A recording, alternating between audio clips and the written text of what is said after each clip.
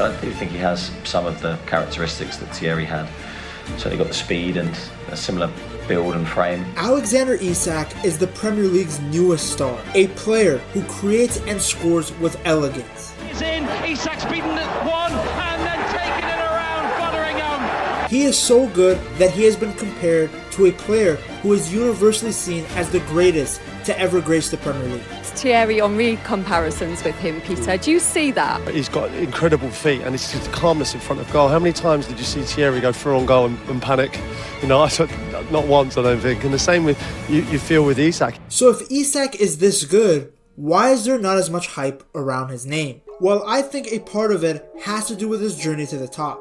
He's never played for a super famous club. Despite sounding like a roadman from the UK, I put him down. I said, is he early in for training? Yeah, he's early. No, but I see him on the road when I come to training. Isak actually began his footballing journey in Sweden. He started his career at AIK with his first team debut coming in on the 28th of February 2016 as a substitute. Despite being 16 years old, Isak still ended up scoring in a 6-0 win. His cameo was actually so good that he was included in the starting lineup for matchday 2. And he scored again, becoming the youngest scorer in AIK's history in the Allsvenskan, scoring at the age of 16 years and 199 days old. Despite only playing a few games, he had really impressed. He ended up signing his first professional contract on the 3rd of May 2016 and establishing himself as a first-team regular. Even when the head coach was sacked, the new manager, Rikard Norling, kept Isak in the starting 11. He was just way too talented to leave out. After his 2 goals in a 3-0 derby win against Djurgården,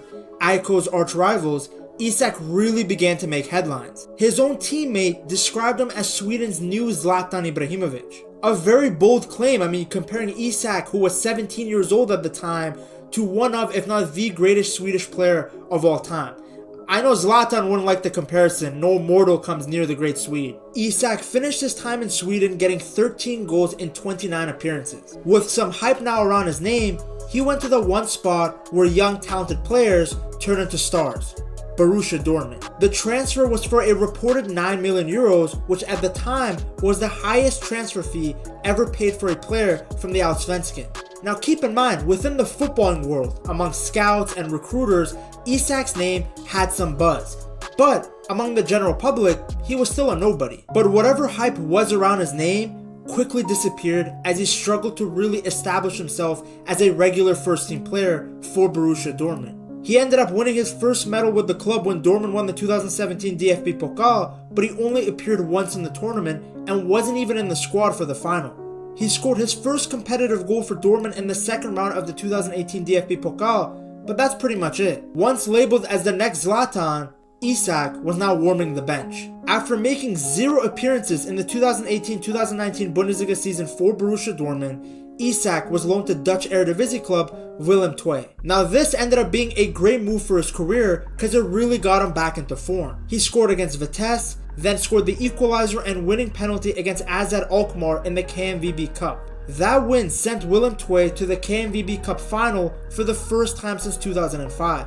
From March 3rd to May 15th, Isak got 12 goals and 4 assists in the Eredivisie. He had become the first foreign-born player in the Eredivisie to score 12 goals in his first 12 league matches. In one match against Heracles, he was actually involved in all 4 goals, picking up 2 goals and 2 assists. This period didn't just enhance Isak's reputation, it also got his confidence back. Anyone who was questioning why Dortmund had gone for him, well, they were reminded of what he's capable of. Some forwards can score, some can create, but Isak, well, he can do both. Unfortunately, Isak was never able to replicate that form for Borussia Dortmund ever again, because when he returned from a successful loan stint in the Netherlands, he was immediately sold to Real Sociedad.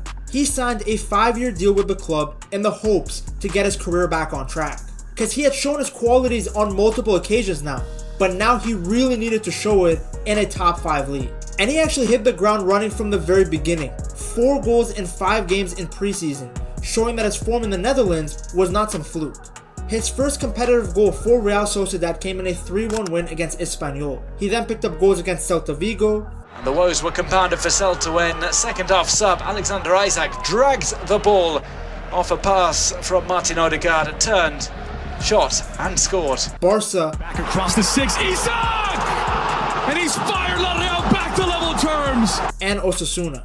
Does find the back of the net, and Real Sociedad take the lead in the 33rd minute. Late January, early February, he was really on fire, picking up goals in 3 consecutive games. He scored against Mallorca, then scored against Leganés, and then got a goal and assist in a very tough match against Bilbao. Isak's goal ended up being the winner. It's actually crazy, just like his time in Sweden, Isak had come up big in a ferocious and fierce derby. In La Liga, he actually appeared a lot, not always as a starter. He featured 37 times and got 9 goals plus 1 assist. It was good though. He wasn't wasting away on the bench like he was at Dortmund. But where Isak really shone, where he really made a name for himself, was his performances in the 2020 Copa del Rey run. Isak got 7 goals and 2 assists as Real Sociedad won the whole competition, their first major trophy since 1987. He finished as the tournament's top goal scorer. He was a beast throughout the whole competition, but his 2 goals and assists against Real Madrid was really the shining moment.